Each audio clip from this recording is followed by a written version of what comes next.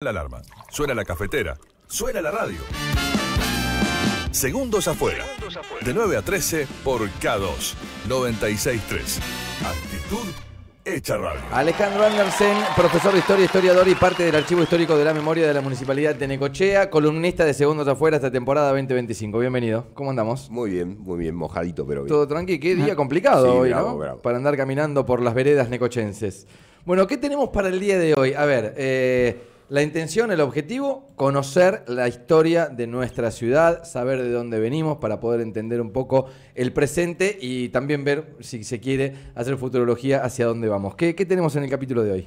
Bueno, un pedacito de la historia, y más bien lo que preparé para hoy tiene que ver con algunas cosas que hablamos en el primer encuentro, que es qué material usamos para reconstruir la historia, ¿no? Para reconstruir el pasado. Ok. Hablábamos del trabajo de archivo. En general, los archivos públicos se constituyen de información pública, de información producida por el Estado, un expediente acerca de esto o aquello. Bueno, vivimos produciendo material en la relación con el Estado. Una habilitación, una autorización, una denuncia, un carnet de conducir, una denuncia policial o judicial. Okay. Pero hay otras partes. En general, a lo que no tenemos acceso es a las partes privadas. Ok. ¿Sí? Podemos encontrar actividad privada también que recibe el Estado con un balance, sí, o el pago de impuestos. A partir del monto del pago de un impuesto uno puede calcular el valor de una propiedad. Sí. Pero en general, otra vez, es información sí, o pública. Saber y darnos cuenta de que esa persona estuvo eventualmente por esa ciudad porque pagó una tasa acá. Quedó ese registro y esa persona estuvo ahí. Y de los individuos está la parte más... los encontramos en los registros del registro civil o parroquiales anteriormente, sí, ¿no? Sí. Nacimientos, bautismos, defunciones y demás. Y hay otra parte, en principio, a la que solo se accede a partir de la apertura de una familia en particular, de una persona en particular, que tiene que ver con la correspondencia entre privados. Ok. Entonces, hoy lo que traemos es una carta. Bien. Una carta que... Primera pregunta sí. al ser investigador de Alejandro Andersen. ¿Es difícil el momento en que las personas te entregan una correspondencia de algún antepasado? ¿Surge a través de un pedido tuyo? ¿Surge a través de la apertura o el motus propio de la persona que la tiene? ¿Cómo es? ¿O sucede todo eso? No me ha pasado. Esta no la conseguí yo. Okay. Ahora hablamos de dónde está. Pero bueno, en general la iniciativa es del donante. Okay. Digamos, ¿no? Uno puede encontrarse con alguien y pedirle qué información tenga y puede encontrar. En general, lo que más nos pueden acercar son fotos. Claro. Pero hay algunos casos donde se encuentra material muy importante. ¿Qué pasa con las cartas? Las cartas entre dos privados, entre dos personas. Y acá, cuando nos encontramos con una carta, en primer lugar, lo primero que tenemos que saber es que en algo que escribió alguien, no necesariamente podemos tomarla de manera literal. Uno, cuando se comunica con alguien, aunque sea un amigo, no necesariamente dice todo. Ok. ¿Sí? Esta carta que vamos a leer un extracto hoy, está fechada el 30 de octubre de 1872. Y es una carta que le dirigió Victorio de la Canal, sí, a José Ana Sagasti. ¿Sabes que me imagino una carta de Eloy leída dentro de 40 años? Amigo, por ejemplo, arrancando, amigo, ¿cómo te va? Me imagino el lenguaje que habrán utilizado en aquel momento. Ahí, ¿no? Hay una cuestión para analizar también, ¿no? Los códigos del lenguaje, los temas de conversación, ¿no? De qué se habla y cómo se habla. Y también, de acuerdo a lo que se hable, tiene que ver con la cercanía entre las dos personas. Okay. ¿Sí? Si se habla de el ámbito íntimo me refiero al ámbito familiar, por ejemplo. Sí, o el tratar de usted también, me imagino, ¿no? Bien, y el tratar de usted, tal cual. Te tuteo o te tomo cierta distancia por el respeto que te tengo. Exactamente, en una época donde el tuteo generaba intimidad, claro, no como ahora. Claro, ¿no? Claro. Esta carta, entre otras, están o deberían estar en el Museo Histórico Regional. Yo la vi ahí hace muchos años y bueno, tengo una copia digital, ¿no? A partir de una donación muy importante que hizo la familia Anasagasti. José Anasagasti fue un personaje muy importante en el siglo XIX, fue juez de paz, con mucha actividad pública y con mucha tierra también. Y sus herederos en algún momento donaron un montón de cosas al museo, que cuando yo llegué en el año 2005, ahí estaban, ¿no? Bien.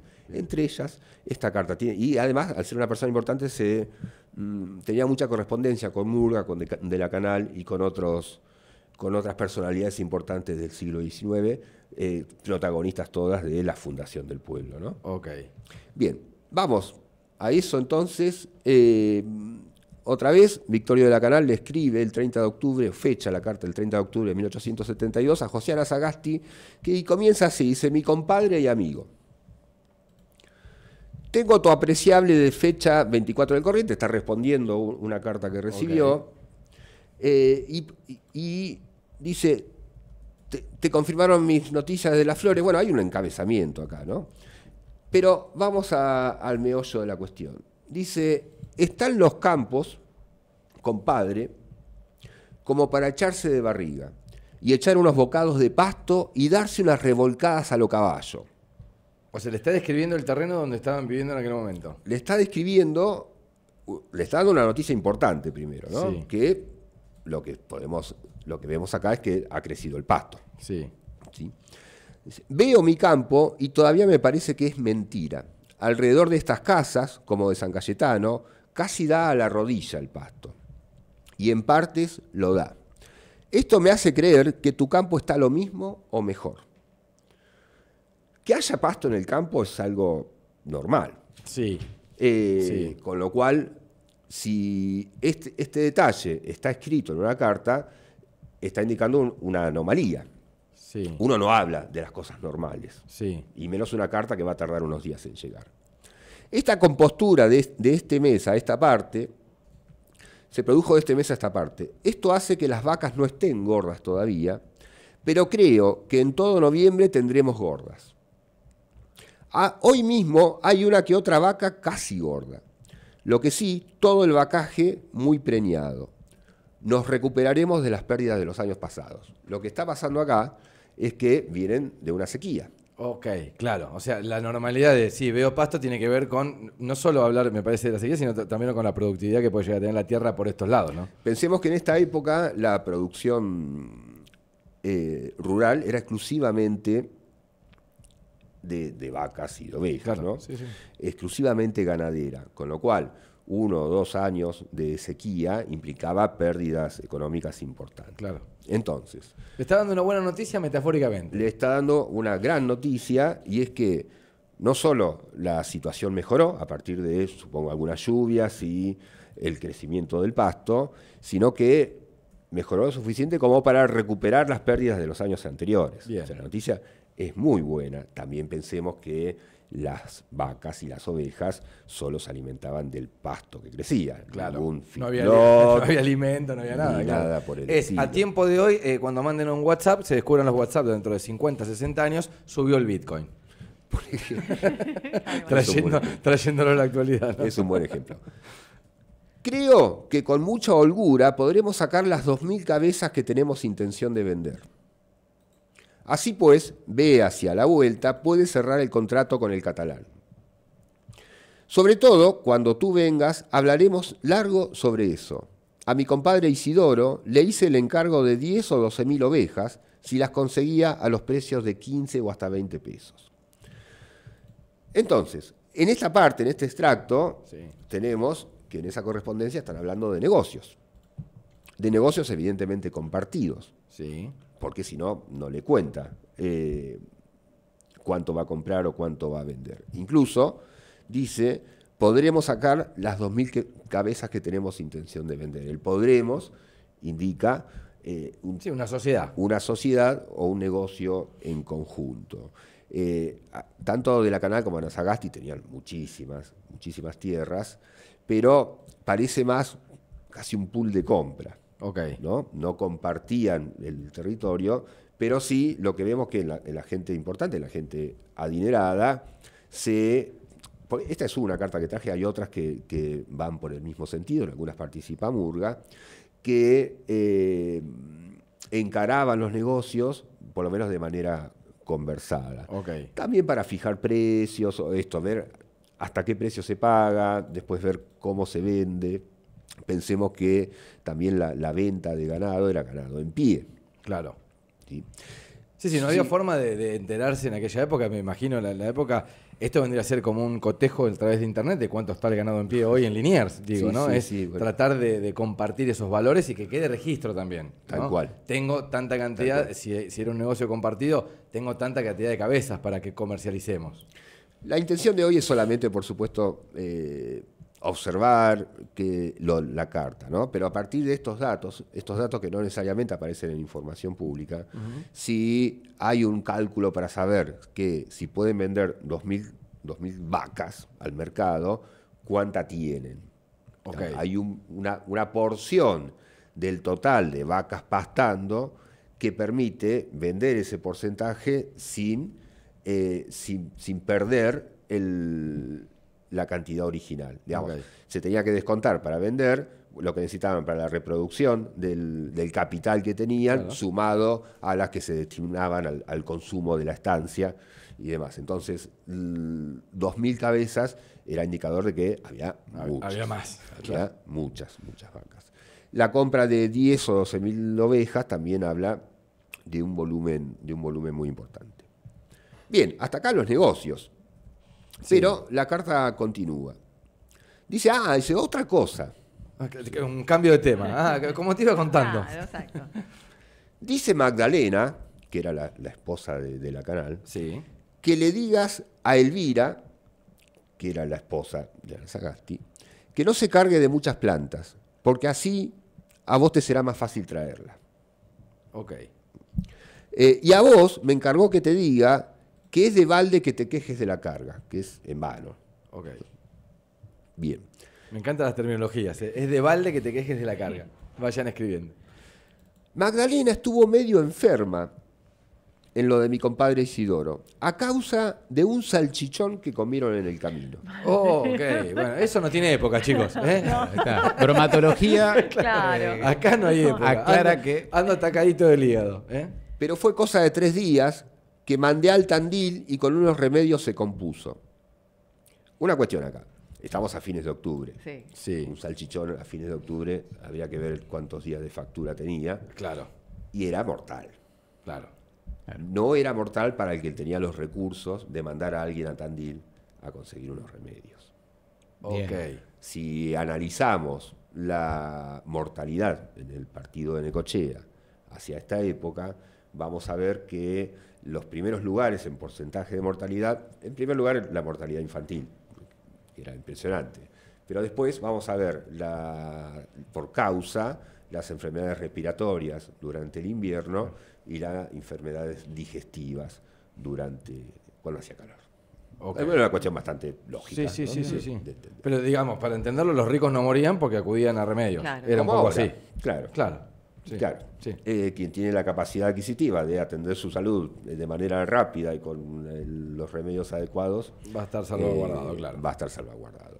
Bueno, continúa, el 24 salimos y vinimos al Tandil, el 26 a San Pedro, donde llegó la patrona muy buena, sigue hablando de Magdalena, y hasta ahora está, que es una maravilla y no le duele ni una uña. Y contenta porque dice que no es tan triste como se lo pintaban, el lugar donde está. La carta está fechada en San Pedro, que era una estancia. Sí. Sí. ¿Sí? Igual que habla de otros lugares, el Quehuín, que son todas cabezas de estancia. Me gusta que le diga el Tandil, Sí, sí. de esa terminología. Sí. Bueno, ahora dice que contenta porque el lugar no es tan triste como se lo pintaban. 1872 había pocas casas de estancia, Sí. de los más adinerados, por supuesto, y todo lo que había para ver era, con suerte, pasto y vacas. Si no había, y si eran sequías, había no había pasto y había vacas muriendo, en definitiva. Sí, o vacas flacas. No, Y no había o mucho vacas mayor flacas. entretenimiento. No digamos. había mayor entretenimiento. Y bueno, por lo menos está en octubre. Claro. Habría que ver en julio, ¿no? Mayo, Sí, sí, julio. sí. Sigue. Hablando del lugar donde están, entonces, ya han venido unas cuantas gauchas y me han traído tortas y huevos de avestruz y gallina.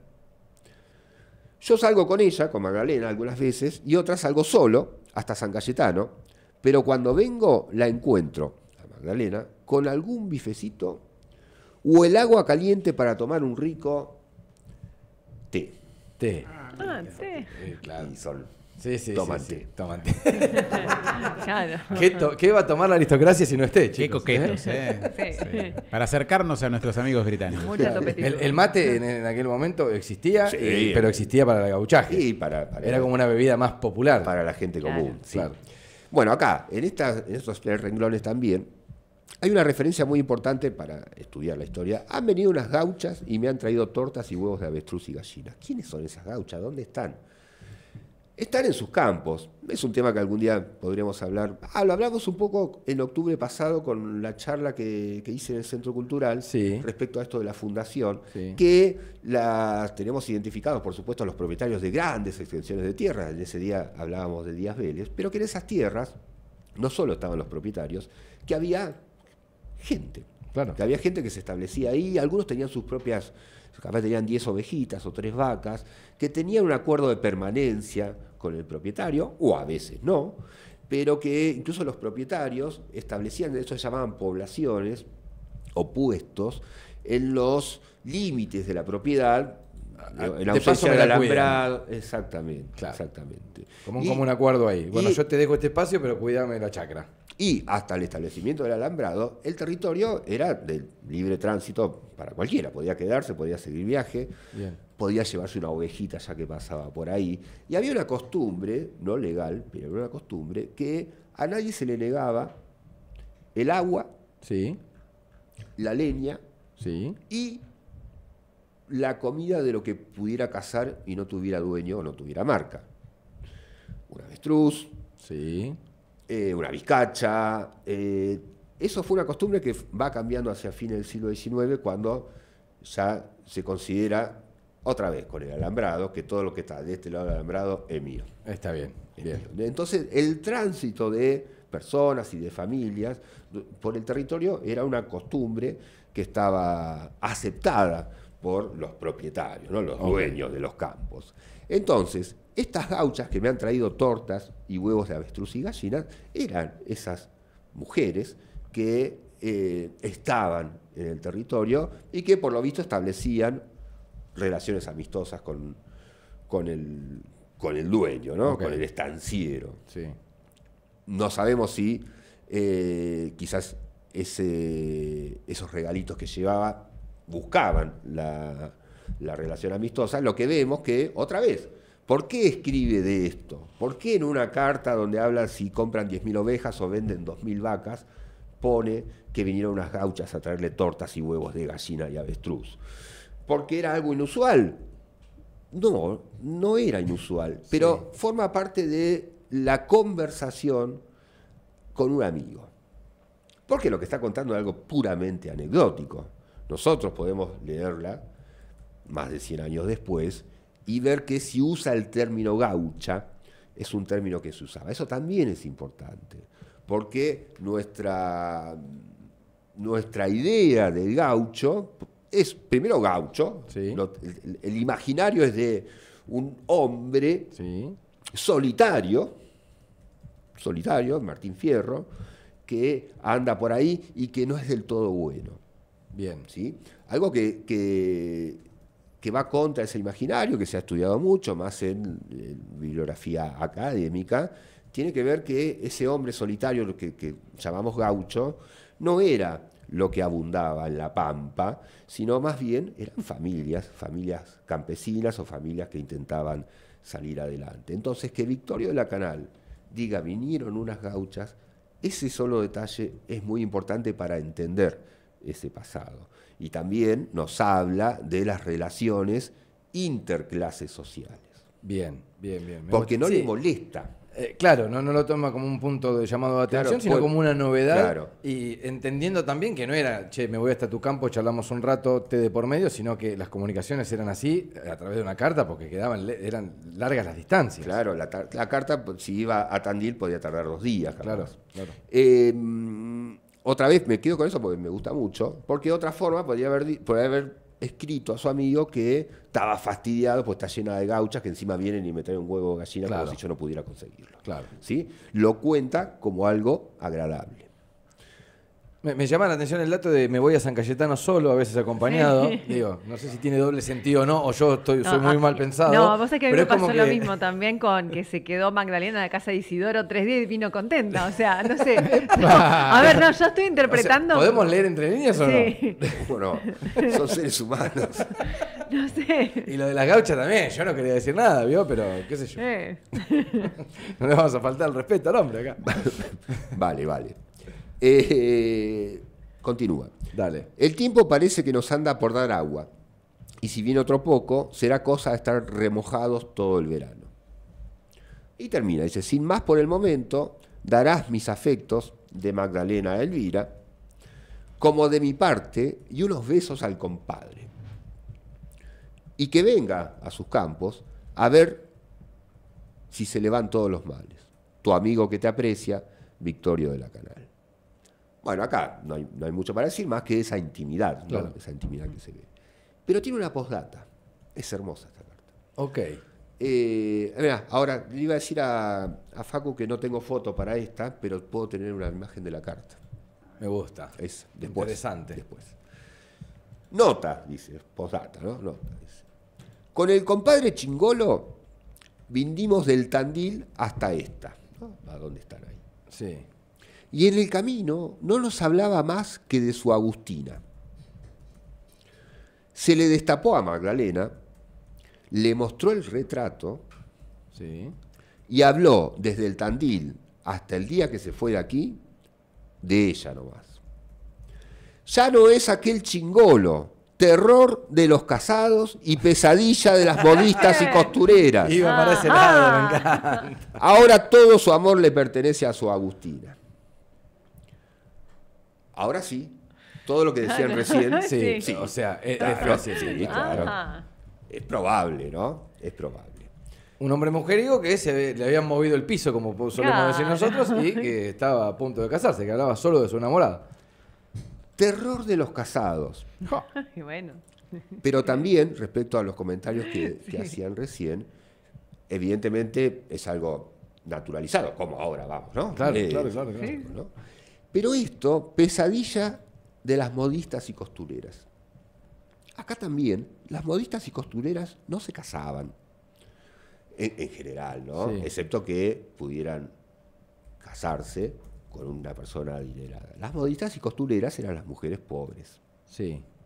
Entonces, terror de los casados, no eran los casados con modistas y costureras o lavanderas. No, claro. Era terror de los casados como él. Cuando, esto es 1872, en el censo de 1869, Sí. que es 3 años, es el momento del que estamos hablando, en el censo que corresponde a Necochea, las mujeres, el censo tiene todos los datos personales, incluido el nombre y apellido, cuándo nacieron, dónde y a qué se dedicaban, ¿no? O el trabajo. Las mujeres no tienen consignado el trabajo. En el de Necochea hay otros sí, dependía el que levantaba el padrón, ¿no? Solamente decía, si eran gente bien, decía que se dedicaban a sus quehaceres, a tener la casa. Sí, ama de casa. A la ama de casa, exactamente. Al resto de las mujeres, las pobres, no se le consignaba. Pero no es que no, bueno, por supuesto, primero que no es que no trabajaban, segundo que trabajaban al lado, igual que el hombre, Sí. en las tareas rurales. Pero no se lo valoraban. No se, por eso había criterios donde no, por supuesto que no se lo valoraban como ahora casi, Sí. sino que había como un prejuicio respecto a que la mujer no trabaja. Y si la mujer trabaja, es una mala mujer, Sí. porque tendría que estar dedicada solamente a su marido y sus hijos. Y si no tiene marido, tampoco se la considera una mujer. Claro, estaba mal visto no formar una familia en aquel momento. Claramente. estaba mal visto no casarse, porque estas mujeres sí formaban familia, pero no pasaban, digo así, no por el registro civil, porque todavía no existe, sino por la parroquia, a tener cumplir con los sacramentos cristianos. En otros censos, donde sí se consigna, esto depende de la voluntad del que tomaba los datos. En definitiva, al que censó Necochea evidentemente no le importaba que hacían las mujeres, pero las profesiones o las actividades de las mujeres son costureras, modistas, lavanderas.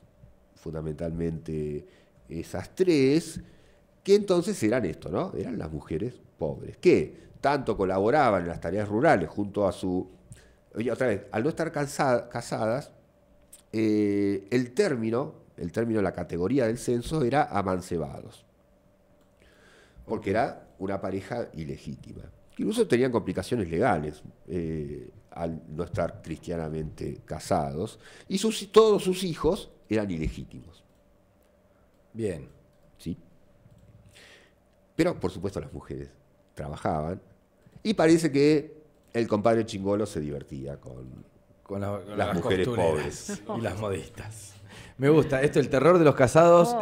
Bueno, en este caso, el compadre Chingolo viene a ser un amigo. Sí. Un tercer amigo, digamos. Claro, un tercer personaje, porque antes habla del compadre Isidoro. La palabra compadre es muy importante porque también demuestra la categoría social.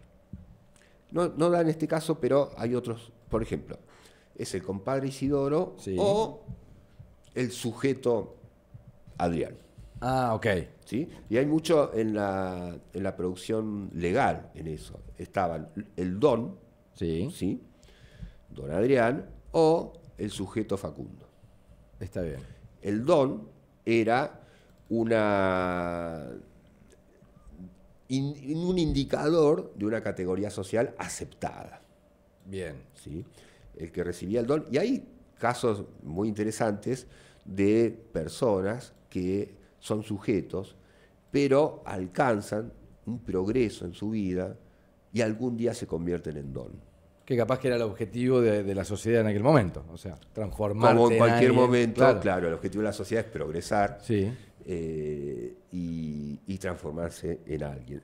Pero, por ejemplo, a propósito de lo que hablábamos en el último programa, el voto era para el don. Está bien. ¿Sí? La posibilidad de acceder, ciertos derechos. El derecho a elegir y ser elegido, contrario a lo que decía la misma Constitución, no era para todos.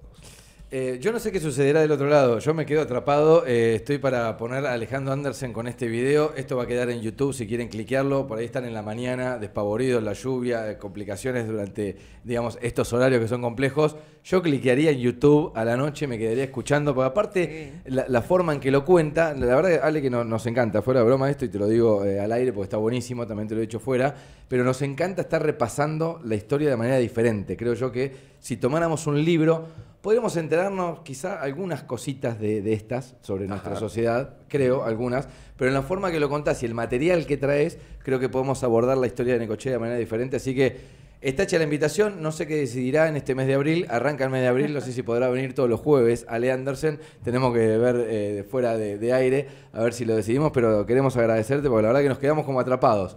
No es atónitos y nos quedamos escuchándote, así que gracias. No, gracias a usted y gracias por la participación también. Es importante, lo vamos a ir... La dinámica se va construyendo, sí, pero es importante que haya un ida y vuelta también. Me encanta. Cartas de aquella época. Nos fuimos a una carta de Murga de 1872, contando del Tandil, contando de las gauchas y contando de algunos amoríos. Gracias. A ustedes. Arrancamos y no paramos. Información, juegos, música y algún que otro delirio necesario. Segundos afuera.